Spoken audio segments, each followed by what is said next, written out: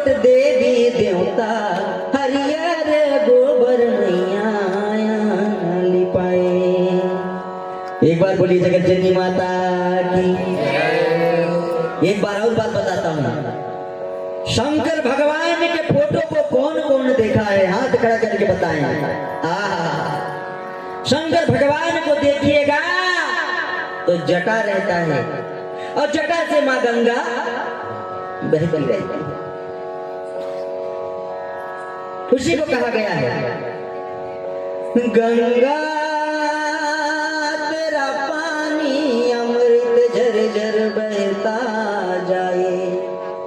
भगवान शिव के जटा में गंगा बहती रहती है और गले में ये रुद्राक्ष माला रहता है और देख लीजिएगा उनके संपूर्ण शरीर पे राख रहता है। बोलिए सही बात है कि नहीं? सही है। इसमें से पढ़े लिखे लोग बहुत जल्दी समझ जाएंगे कि विश्व का सबसे ऊंचा पर्वत कौन है, तो पढ़े लिखे लोग बोलेंगे माउंट एवरेस्ट। कौन है? माउंट एवरेस्ट पर्वत दुनिया की सबसे ऊंची पर्वत है और उससे थोड़ा सा छोटा कैलाश पर्वत है जहां हमारे भोले भाले देवाधिदेव कौन रहता है? महादेव। आप महादेव के शरीर में सदा राख देखेंगे, इसका कारण बताता हूं। आप जैसे धरती से ऊपर जाते जाएंगे आपको हवा की मात्रा कम मिलती जाएगी। जब बहुत ऊपर चल जाएंगे जहां भगवान शिव जी रहते हैं उतना ऊंचा चले जाइएगा तो आपको ऑक्सीजन नहीं मिलेगा। लगभग 3% 4% ऑक्सीजन मिलेगा। हवा बहुत कम रहता है, मतलब वायु दबाव इतना ज्यादा रहता है कि वहां आपको ले जा करके अगर छोड़ दिया जाए तो अंदर तो हवा रहता है लेकिन बाहर नहीं रहता है। अंदर का हवा शरीर फाड़ के ब्लास्ट हो जाएगा, हमारा शरीर ब्लास्ट हो जाएगा। मतलब तो भगवान शिव जी ने क्या किया है? वायु दाब जिसको एक्यूप्रेशर कहते हैं उसको मेंटेनेंस करने के लिए ये रुद्राक्ष माला पहने रहते हैं। 1000 रुद्राक्ष माला धारण करते हैं। कौन कौन? देवाधिदेव महादेव। इनमें से मैं आप सबको गारंटी देता हूं कि जो व्यक्ति अपने हाथ के दोनों कलाई में रुद्राक्ष माला धारण करता है और गले में रुद्राक्ष माला धारण करता है, अगर कंटिन्यू करता रहे उसको एक्यूप्रेशर वाली कभी प्रॉब्लम नहीं आएगी, क्योंकि ये ब्लड फ्लोर है। जब इसको पहनोगे तो ब्लड का सर्कुलेशन मतलब खून का दौरा बहुत अच्छा होता है। वायु दाब वायु चाप आपको अब ब्लड प्रेशर वाली कोई समस्या नहीं आती, इतना पावरफुल होता है। कौन? रुद्राक्ष माला। प्रेम से बोलिए जगत जननी माता की। दूसरा नंबर का बात है, अगर आप गाय के गोबर को घी से जला देते हैं, किससे? घी से।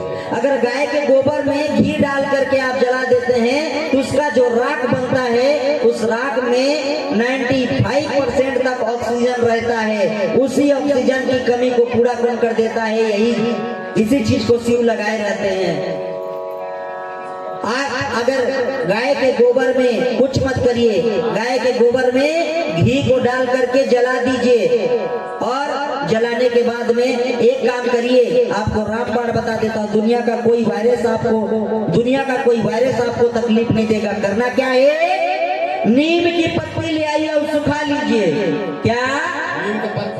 नीम की पत्ती लेकर के सुखा लीजिए और इतना सा पत्ता के ऊपर में गाय का गोबर की कंडा को रख लीजिए, उसके ऊपर में घी डाल दीजिए, लबालब फुल हो जाए और जला दीजिए। जलाने के बाद में जो राख बन जाता है उस राख को माथे में धारण कर लीजिए। आपको अस्थमा जैसे बीमारी भी होगा तो 6 महीना में अस्थमा नाम का बीमारी, सांस का बीमारी खत्म हो जाएगा। ताली बजना चाहिए।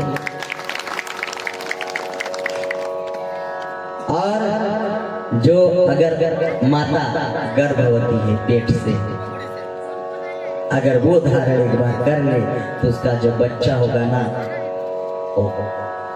शिव के समान गौर वर्ण का होगा। एक दूसरा नंबर का बात है, वह बड़ा संस्कारी पैदा होगा। उसको चाहे उसके दोस्त, चाहे उसको यार, चाहे अगल बगल का वातावरण कभी भी उसको अपवित्र और दूषित नहीं कर सकते। इसलिए जो माताएं इस चंदन का उपयोग करेंगे वो बीमार तो नहीं पड़ेंगे। उनका एक मजेदार और बात बताऊंगा, अगर बता दूंगा तो ताली बजा करके स्वागत करिएगा कि उस चंदन का लेप करने वाली स्त्री कभी ऑपरेशन से बच्चा नहीं, नॉर्मल डिलीवरी होता है। काहे जबरदस्ती पेटवा चिरवाने में लगे हैं, कौनो शौक बाका हो एकर ले वो चंदन लगाइए और नॉर्मल डिलीवरी। अब इसका मतलब ये नहीं कि चंदन लगा रहे हैं और गोबर चौथा जैसे पथिया में घर का कोनो काम नहीं, सास बुढ़िया करी, भगवान भी देखे कर रहा तय बहुत आराम करी करा के बताते हैं ऑपरेशन वाला हाल फिर होगा। काम भी करना है भरपूर मात्रा में। प्रेम से बोलिए जगत जननी माता की। तो गाय के गोबर का कितना बड़ा महत्व हो गया। जिस गाय को आप लात मार करके घर से बाहर करे हैं, उसके कंडा को इकट्ठा कर लीजिएगा। हो सकता है जिंदगी में वो गाय आपको देखने के लिए नहीं, क्योंकि वो अलविदा करके जा रहे हैं। प्रेम से बोलिए जगत जननी माता की। आइए